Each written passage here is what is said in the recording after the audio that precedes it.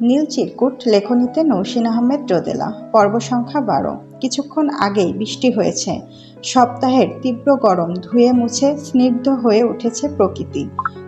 ধুলোবালিতে ঢেকে থাকা শহরের গা জুড়ে স্নান শেষে স্নিগ্ধতা আর মায়া। গাছের পাতাগুলো হয়ে উঠেছে উচ্ছল সবুজ। লেকের টলটলে পানিতে প্রাণ এসেছে। পানির ওপর ভেসে আছে দুই একটা কৃষ্ণচূড়ার পাপড়ি।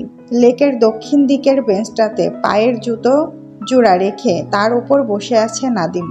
মাথার ওপর থাকা বিশাল কৃষ্ণচূড়া গাছের পাতা চুইয়ে পড়ছে জল। হেলে পড়া সূর্যের কিরণে সেই জলের মোহনীয় এক রং লেগেছে, স্নিগ্ধ কমলা রং। অন্তু রঙ্গন কিছুক্ষণ দাঁড়িয়ে থাকার পর সামিয়ানা দেওয়া দোকানগুলো থেকে পলিথিন জোগাড় করে এনেছে। ভেজা বেঞ্চে পলিথিন রেখে তার ওপর সংকুচিতভাবে বসে আছে নীরা। বেঞ্চের গায়ে ঠ্যাস দিয়ে নখ কামড়াচ্ছে। কড়া সবুজ রঙের জামাতে গায়ের রংটা ফুটে উঠেছে তার। সেই রঙের মাঝে উদ্দেশ্যহীন ঘুরে বেড়াচ্ছে অপর একজনের চোরা দৃষ্টি। ছোঁয়া কৃষ্ণচূড়া গাছে গা ঘেঁষে দাঁড়িয়ে আছে। গায়ে তার গাঢ় নীল ফতুয়া আর জিন্স। চশমাটা ফতুয়ার গলায় ঝুলছে। বিরক্ত দৃষ্টি লেকের পাশে কাদা আর জমে থাকা ঘোলাটে পানির ওপর ঘোরাফেরা করছে। বন্ধুদের এই উৎকট পছন্দে রীতিমতো বিরক্ত সে।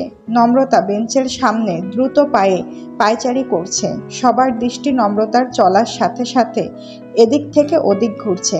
এক মুঠো মাখা চানাচুর মুখে পুড়ে নিয়ে ধমকে উঠল নাদিম। চানাচুর চিবোতে চিবোতে বলল, ওই হারামি, এমন লাগাইছত কেন? মাথা চক্কর মারতাছে, এক জায়গায় খাড়া বাল। ছোঁয়া বিরক্তি আরো খানিকটা বাড়ল। নাক কুঁচকে বলল, খাবার মুখে দিয়ে কথা বলিস কেন? ছি, আর কথাবার্তাগুলো একটু ভদ্রভাবে বলা যায় না? খ্যাত। নাদিম দাঁত কিরমির করে বলল, শালার। অন্তু গালে হাত দিয়ে বসে ছিল, গাল থেকে হাত সরিয়ে আর মোড়া ভাঙল। নিজস্ব ভঙ্গিতে হেসে বলল, দয়া করে আবার ঝগড়া টগড়া শুরু করিস না তোরা। সন্ধ্যা নেমে যাবে একটু পরেই। আগে ঝামেলাটা মিটিয়ে নি, তারপর যত ইচ্ছে ঝগড়া করিস, প্যারা নাই। নাদিম হাত নেড়ে মাছি তাড়ানোর মতো ভঙ্গিমা করে বলল, কাগজের লেখাটা ফ্লুইড দিয়ে মুছে ফেললেই হয়। নম্রতা জ্বলে উঠে বলল, তোর মাথা হয়? আশরাফ স্যারকে চিনস না? বেটা ঠিকই বুঝবে। নাদিম আবারও দুর্দান্ত এক বুদ্ধি দিল, উপরের পাতাটা খুললা ফালাইয়া দিয়া নতুন পৃষ্ঠা লাগাইয়া দে। টাক্কু বেটা বুঝবো না। অন্তু ফুস করে নিঃশ্বাস ছেড়ে বলল, তাতেই বা কি? সেখানে আরফান আলমের রেফারেন্স তো লাগবেই। ওটা আনার জন্য হলেও চেম্বারে আবার যেতেই হবে।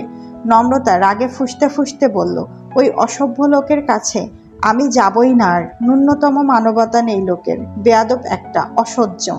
এই লোককে ডাক্তার কে বানাইছে? আল্লাহ যদি একটা খুন মাফ করত, কসম আমি এই লোকরে খুন করতাম। উফ উফ।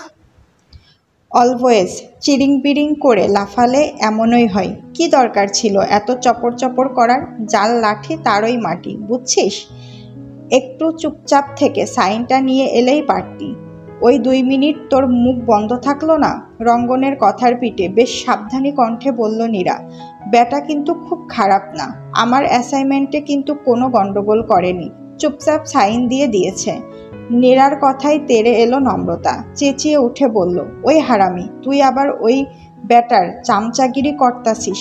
দেখ, তুই যদি ওই ব্যাটাকে পটাইয়া বিয়া শাদি করার চিন্তায় থাকিস, তাহলে তোর বিয়েতে আমরা একটাও যাব না। এত মাখন ভালো না। নম্রতার শেষ দুটো বাক্যে চোখ বড় বড় করে তাকালো অন্তু। বিদ্বেষ নিয়ে বলল, মানে ওই ব্যাটার সাথে এই পাগলা ঘুমটির কিছু চলে নাকি? তা নয়তো কি, সেদিন থেকে তো আর এমনি এমনি গুণ গেয়ে বেড়াচ্ছে না। অত কিছুর পরও কেউ গুণ গায়? অন্তুর শ্যামলা মুখটা কালো হয়ে গেল। গা জ্বালানো কণ্ঠে বলল, ওহো, পরিষ্কার গায়ের রং দেখেই পটে গিয়েছে। দোস্ত, তুই তো ভালোই টোপ ফেলেছিস। ডাক্তার ফাক্তারদের বহুত টাকা। নীরা আগুন দৃষ্টিতে তাকালো। তপ্ত কণ্ঠে বলল, খবরদার উল্টো পাল্টা কথা বলবি না অন্তু। তোর কথা শুনেই বোঝা যায় তোর মন কত কালো। সেই কালো হবে না কেন? আমিও কালো, আমার মনও কালো। তোদের মতো ধলাদের সাথে আমাদের যায় নাকি? কথাটাকে আমি ওভাবে বলিনি, আমি বুঝে নিয়েছি। বোঝানোর জন্য ধন্যবাদ। ওদের কথাবার্তার ধরনে ভ্যাবাচাকা খেয়ে গেল সবাই। ছোঁয়া দাঁতে নখ কাটতে কাটতে ভীত চোখে চেয়ে রইল। নাদিম মুখ পুড়ে চানাচুর নিয়ে বড় বড় চোখ করে তাকালো। নম্রতাকে কড়া চাহনি দিয়ে বলল, গ্যাঞ্জাম লাগাই দিছত হারামি। নম্রতা কপাল কুঁচকে তাকিয়েছিল। নাদিমের কথায় ফোঁস করে নিঃশ্বাস ছাড়ল সে। আবারও সব রাগ গিয়ে পড়ল আরফানের উপর। ওই বেয়াদব লোকটার জন্যই তো এমনটা হলো। এই একটা লোকেই নম্রতার জীবনটাকে ছারখার করে ছেড়ে দিল। সারা রাত জেগে অ্যাসাইনমেন্ট করে ঘুম ঘুম চোখ নিয়ে ক্লাস করেছে নম্রতা নীরা। টানা দুটো ক্লাস শেষ করে খাওয়া দাওয়া বাদ দিয়ে আরফানের চেম্বারে গিয়েছে একটা সাইন প্রয়োজনে। আরফান আজ প্রথমেই কোনো গন্ডগোল করেনি। আধ ঘন্টা 1 ঘন্টা পরেই চেম্বারে ডেকেছিল তাদের। সবই ঠিকঠাক ছিল, কিন্তু বিপত্তি বাঁধল অন্য জায়গায়। মনে মনে নিরন্তর বলে চলা গালিগালাজের একটা দুটো হুট করে স্পষ্টভাবে বেরিয়ে এলো নম্রতার মুখ থেকে। নীরা অবাক দৃষ্টিতে নম্রতার দিকে তাকালো। আরফানের সচেতন কানে তো বোধহয় হাতুড়ি পেটা করে গেল। কপাল কুঁচকে সামনে বসা তরুণী দুজনের দিকে তাকালো। একদম ভাবলেশীন কণ্ঠে বলল, আপনাদের অ্যাসাইনমেন্টগুলো দিন। কোথায় সাইন করতে হবে? নম্রতা অপ্রস্তুত ভঙ্গিতে বসেছিল। আরফানের স্বাভাবিক কণ্ঠে খানিকটা স্বস্তি পেল। তবে কি লোকটা গালি দুটো শোনেনি? ইয়া মাবুদ, তোমার হাজার হাজার শুকরিয়া। আরফান খুবই স্বাভাবিক ভঙ্গিতে সাইন করে ফাইল দুটো ফিরিয়ে দিল। নীরা নিজের অ্যাসাইনমেন্ট দেখে নিয়ে স্মিত হেসে ধন্যবাদ জানালো। অপরদিকে নম্রতার মাথায় হাত। তার অ্যাসাইনমেন্টে লাল কালিতে বড় বড় করে লেখা, not as expected, there is some lack, need to improve. তার নিচে ইংরেজিতে স্বাক্ষর। নম্রতার লেখাটা দেখে বিস্ফোরিত চোখে আরফানের দিকে তাকালো। আরফান অত্যন্ত ভদ্র কণ্ঠে বলল, আপনারা কিছু মনে না করলে এবার আসতে পারেন। বাইরে বেশ কিছু পেশেন্ট রয়েছে, দুটোই ক্লাস, তাদেরকে সময় দেওয়া জরুরি। নীরা আর নম্রতা বোবা চাহনি নিয়ে বেরিয়ে এলো। চেম্বার থেকে বেরিয়েই নম্রতা রণচণ্ডী রূপ ধারণ করলো। তবে নীরা ভাবলেশহীন। তার মতে আরফান ভুল কিছু করেনি। নিজের চেম্বারে বসে মুখের ওপর কেউ গালি দিলে দুনিয়ার কেউই নেচে নেচে সাহায্য করতে আসবে না। আরফান যে তাদের চেম্বার থেকে ঘাড় ধাক্কা দিয়ে বের করে দেয়নি, এটাই তো ভাগ্য। সেই থেকে এখন পর্যন্ত নম্রতার ক্যাচ ক্যাচ খ্যাচ খ্যাচ চলছে। শাহবাগ থেকে রমনা পার্ক পর্যন্ত সে নিরন্তর গালাগাল করে এসেছে। শাহবাগের মোড় থেকে তার সঙ্গে যুক্ত হয়েছে নাদিম। কিছু না জেনে না শুনেই ভয়ানক সব গালি দিয়ে বন্ধুদের কান ঝালাপালা করে ফেলছে। নাদিমের গালির তোড়ে এক পর্যায়ে হার মানতে হয়েছে নম্রতাকে। বাকি বন্ধুদের মতো তাকেও অনিচ্ছা সত্ত্বে ইয়ারফোন কানে নিয়ে ফুল সাউন্ডে গান শুনতে হয়েছে। নাদিমের হইচয়ে বর্তমানে ফিরল নম্রতা। প্রশ্নবোধক দৃষ্টিতে নাদিমের দিকে তাকাতেই উচ্ছ্বাসিত কণ্ঠে বলে উঠল সে, ধুর, এই মায়াগো কথা মাইন্ডে নিতে হয় নাকি দোস্ত? বাদ দে তো, চল আজ আবার বাজি লাগুম। অন্তু অন্যদিকে তাকিয়ে চোখ মুখ শক্ত করে বলল, আমি যার তার কথা মনে রাখি না দোস্ত, চল লেটস প্লে। যে হারবে আজকে রাতে খাওয়ার বিল হবে তার। অন্তুর প্রথম কথাটা তীরের মতো গিয়ে বিঁধল নীরার বুকে। মুহূর্তে ভার হয়ে গেল মন। নাদিম ভাব নিয়ে বলল, ব্যাপার না, আজ আমি আর তুই, রঙ্গন বাদ। রঙ্গন বাঁকা হেসে বলল, তোরা কখনোই আমার সাথে জিততে পারিস না। নাদিম রঙ্গনের কথায় পাত্তা না দিয়ে উঠে দাঁড়ালো। জুতো জোড়া পরে নিয়ে টি শার্ট আর চুল ঠিক করলো। গিটারটা কাঁধে ঝুলিয়ে নিয়ে অন্তুর দিকে তাকিয়ে চোখ টিপলো। বলল, মাম্মা 2টা। অন্তু চমৎকার হাসলো। তার হাসি দেখে আফসোসের হাসি হাসলো নাদিম। পাকা চোখে তাকিয়ে বলল, তুই মামা হাসি মাইরাই মেয়ে পটাই ফেলো, হাসবি না খবরদার।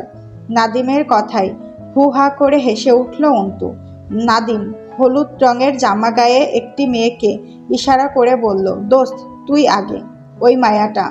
অন্তু দাঁত দিয়ে ঠোঁট কামড়ালো। হেসে একবার বন্ধুদের দিকে তাকালো। বুকে ফু দিয়ে নিয়ে বলল, জুতা পিটা না খাই, আল্লাহ বাঁচায়ও। নাদিম এদিক ওদিক তাকিয়ে কিছু একটা খুঁজলো। তারপর হাতের ইশারায় ডাক দিতেই দৌড়ে এলো 10-11 বছরের একটি বাচ্চা, গোলাপি ময়লা একটি জামা গায়ে। খালি পা, ময়লা পিংলে চুলগুলো ঝুঁটি বাঁধা, হাতের নীল মগে গোলাপ আর বিভিন্ন ফুল। নাদিম খুব সিরিয়াস ভঙ্গিতে বলল, তোর কাছে কয়টা ফুল আছে রে সুমাইয়া? সুমাইয়া উল্টাপাল্টা গুনে নিয়ে আন্দাজে বলল, 50টা। আচ্ছা, 50টা থেকে 4টা ফুল আমাকে দে। ওই আপুগুলা যদি পটে যায় তাহলে তোকে প্রতি ফুলের জন্য ডাবল টাকা দেওয়া হবে, আর যদি না পটে জুতো দিয়ে দৌড়ানি দেয় তাহলে টাকা পয়সা পাবি না। ওই টাকা দিয়ে ওষুধ কেনা লাগবে, জুতোর বাড়ি খেয়ে ওষুধ লাগাতে হবে, বুঝছিস? সুমাইয়া খুশিতে ঝুমঝুম করে উঠল। এই ভাইয়া আপুর দলটাকে ভীষণ ভালো লাগে তার।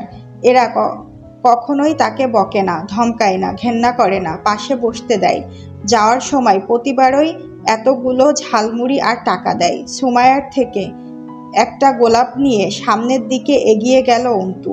বন্ধুরা চাপা উত্তেজনা নিয়ে অন্তুর দিকে তাকিয়ে রইল।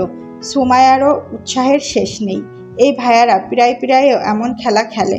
খেলা শেষে সবাই যখন দৌড়ে পালায় তখন সুমাইয়াকেও দৌড়াতে হয়। সুমাইয়ার ভালোই লাগে।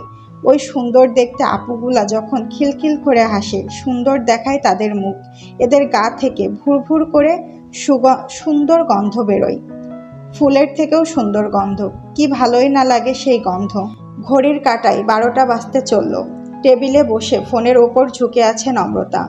অলস ভঙ্গিতে ফেসবুক স্ক্রল করছে। একটু আগেই অ্যাসাইনমেন্ট শেষ করেছে সে। সেই সাথে এক ঝাঁক চিন্তা এসে বাসা বেঁধেছে মাথায়। কাল 12টায় অ্যাসাইনমেন্ট জমা দিতে হবে। ওই বেয়াদব লোকটা যদি 11টার আগে সাইন না করে দেয় তবে কি করে চলবে? চিন্তায় মাথা ভনভন করছে নম্রতার। নম্রতা দীর্ঘশ্বাস ফেলে চেয়ারে গা এলিয়ে দিল। হঠাৎ করেই উপলব্ধি করলো তার কান্না পাচ্ছে। তার ডায়েরি, তার ভালোবাসার মানুষটির স্মৃতিগুলো বুকের ভেতর তীব্র যন্ত্রণা তৈরি করেছে।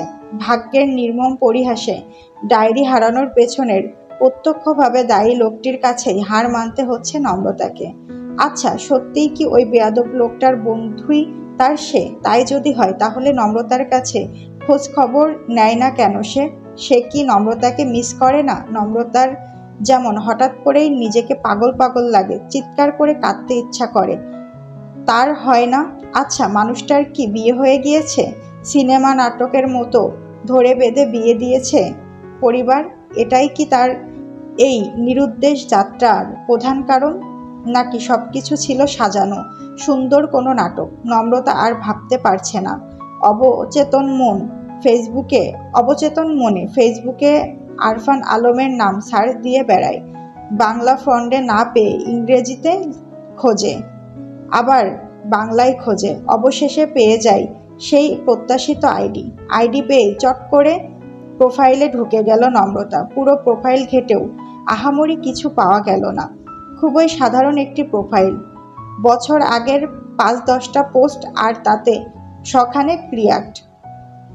প্রোফাইল পিকচারে নান্দনিক পার্কে সাদা শার্ট গায়ে বসে থাকা রুচিসম্মত একটি ছবি। ছবির পেছনের দৃশ্য দেখে বোঝা যাচ্ছে ছবিটি বাংলাদেশে তোলা নয়। বেটা কি বিদেশি নাকি? নম্রতা আরও কিছু ছবি দেখল। এর আগের প্রোফাইল পিকচারগুলো বিদেশেই তোলা। নম্রতার ঠোঁট উল্টালো।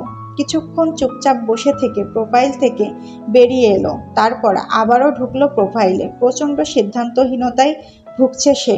মীরার সাথে আলোচনা করতে পারলে ভালো হতো, কিন্তু আপাতত সেটা সম্ভব হচ্ছে না। মীরার মনটা আজ ভীষণ খারাপ। তাকে এসব নিয়ে ঘাটানো চলবে না। নম্রতার বুক ফুলিয়ে শ্বাস নিয়ে মেসেজ রিকোয়েস্ট পাঠাবে বলে ঠিক করলো। অসহ্য লোকটি এখন অনলাইনে আছে, মেসেজে রিপ্লাই দিলেও দিতে পারে। অনেক ভেবে চিনতে নিজের আত্মসম্মানকে বস্তাবন্দি করে মেসেজ পাঠালো নম্রতা। আসসালামু আলাইকুম ডক্টর আরফান আলম স্যার, আপনার সাথে একটু জরুরি কথা ছিল। মেসেজটা দিয়ে উসখুস করতে লাগলো নম্রতা। 10 মিনিটের মাথাতেও যখন মেসেজ সিন হলো না তখন তার উসখুস কয়েক গুণ বৃদ্ধি পেল। রাগের নিজের চুল টেনে ছিঁড়ে ফেলতে ইচ্ছে করছে তার। কি দরকার ছিল নক করার? যেচে পড়ে ফাউ অ্যাটিটিউড দেখার কোনো মানে হয়? পরক্ষণেই ভাবলো এছাড়া তো উপায় নেই। ব্যাটাকে না মানালে দেখা যাবে 12টার আগে ব্যাটার দেখা পাওয়া যাচ্ছে না, আর নগদে এত বড় একটা শূন্য ঝুলে যাবে নম্রতার খাতায়। উত্তেজনা ধরে রাখতে না পেরে ফোন রেখে বারান্দায় গিয়ে দাঁড়ালো নম্রতা। নীরা বারান্দায় দাঁড়িয়ে আকাশ দেখতে ব্যস্ত। নম্রতা বেশ কিছুক্ষণ চুপচাপ দাঁড়িয়ে থেকে মৃদু কণ্ঠে বলল, দোস্ত। নীরা না তাকিয়ে উত্তর দিল, হুঁ। অনেক বেশি মন খারাপ? নীরা দীর্ঘশ্বাস ফেলে বলল, মন খারাপ কেন থাকবে? মন খারাপ না, ভাল লাগছে না কিছু, সবকিছু অসহ্য লাগছে, গোটা জীবনটাই কেমন অসহ্য লাগছে। নম্রতা বেশ রয়ে সয়ে বলল, তুই অন্তুকে পছন্দ করা সত্ত্বেও কেন মেনে নিচ্ছিস না বলতো? নীরাকে বেশ অপ্রস্তুত দেখালো।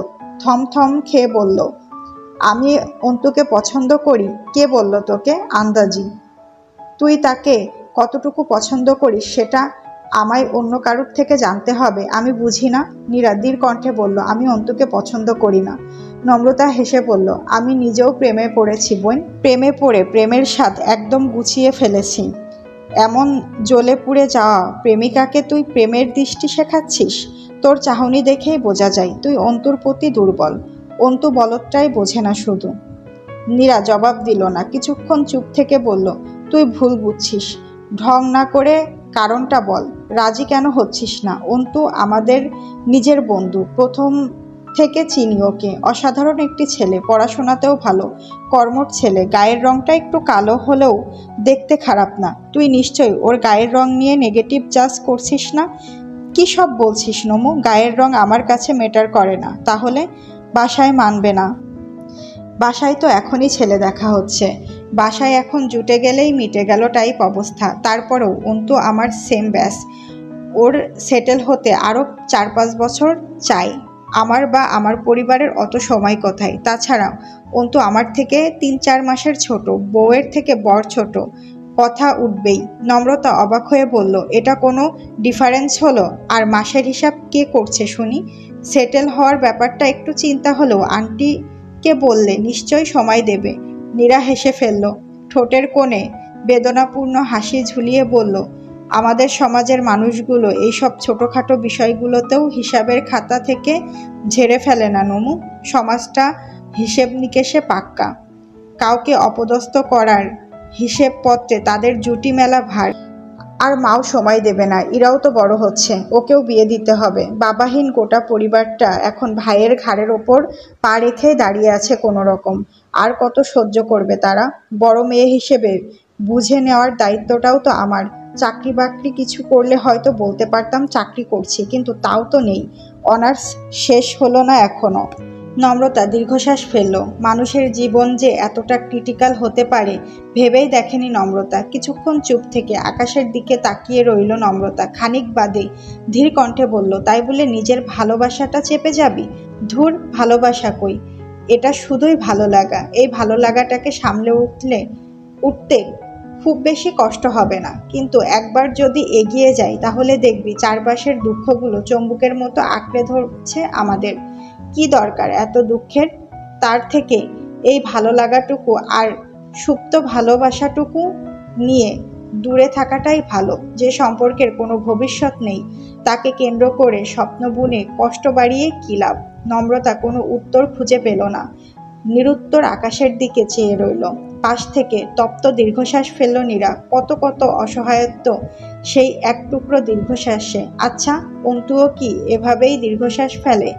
নীরা তাকে ভালোবাসে না ভেবে কষ্ট পাই। ইস, ছেলেটা যদি জানতো নীরা নামের মেয়েটা তাকে কতই না ভালোবাসে। কিন্তু অন্তুর বড় দুর্ভাগা।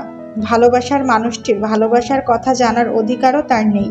সব ভালোবাসা প্রকাশ করতেও নেই। কিছু কিছু ভালোবাসাকে বিশ্ববিদ্যালয়ের চত্বরে, বইয়ের ভাঁজে, মনের খাজেই লুকিয়ে থাকতে হয়। তাদের যে বড্ড ভয়, দুঃখ পাবার ভয়, হারিয়ে গিয়ে ভেঙে গুঁড়িয়ে যাবার ভয়।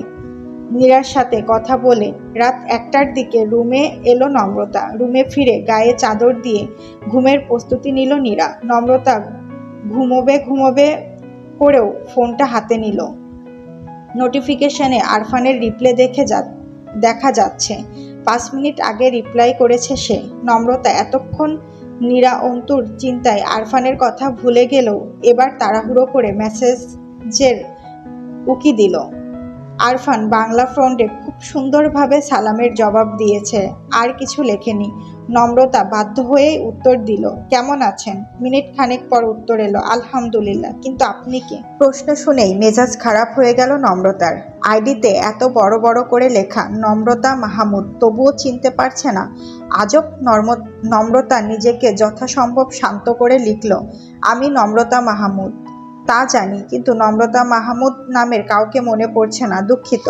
অপমানে সারা শরীর রিরি করে উঠল নম্রতার, কিন্তু কি আর করার, ইট্টি মারলে পাটকেলটি তো খেতেই হবে। নম্রতা অ্যাসাইনমেন্টে থাকা আরফানের সাইন সহ পেস্টির ছবি তুলে সেন্ড করলো। নিচে লিখল, এই অ্যাসাইনমেন্টটি যার আমি সেই। ও, তো কি চাই? নম্রতার শরীরে যেন আগুন লেগে গেল। কি চাই মানে? এটা কেমন ভদ্র ব্যবহার? বেটা ফাজিল, আমি তোর মাথা চাই। দিবি মাথা? রাগে টকবক করতে থাকা নম্রতা এবার আর রিপ্লে দিল না। ব্লক অপশনে গিয়েও ফিরে এলো। মনে পড়ে গেল সেই বিখ্যাত উক্তি, বিপদের সময় অপমান গায়ে মাখতে নেই। নম্রতারও এখন ভয়ানক বিপদ। কাল 11টার মধ্যে সাইন না পেলে সর্বনাশ। অতএব এই রাগ ক্ষোভকে পাত্তা দিলে চলবে না। আপাতত নেতিবাচক অনুভূতিগুলোকে বস্তাবন্দি রাখতে হবে। সাইনটা নেওয়ার পর না হয় একে আচ্ছা এক শিক্ষা দেওয়া যাবে। নম্রতা জোরে জোরে শ্বাস নিল, নিজেকে যথাসম্ভব শান্ত করার চেষ্টা করলো। তারপর লিখল, আসলে আপনাকে সরি বলার ছিল সকালের ব্যাপারটার জন্য। I extremely sorry sir. Sir? শালা থেকে ডিরেক্ট স্যার, গুড ইমপ্রুভ। তো সরি কেন, কি হয়েছে সকালে? নম্রতার রাগ এবার আকাশ ছোলো। ফোনটা টেবিলের ওপর ফেলে রেখে সারা ঘরময় পায়চারি করতে লাগলো। এত ভাব কিসের, এত ঢং এই লোকের? নিজেকে ভাবেটা কি এই লোক? রাজা মহারাজা, কথা বলার কি বাজ, উফ, অসহ্য।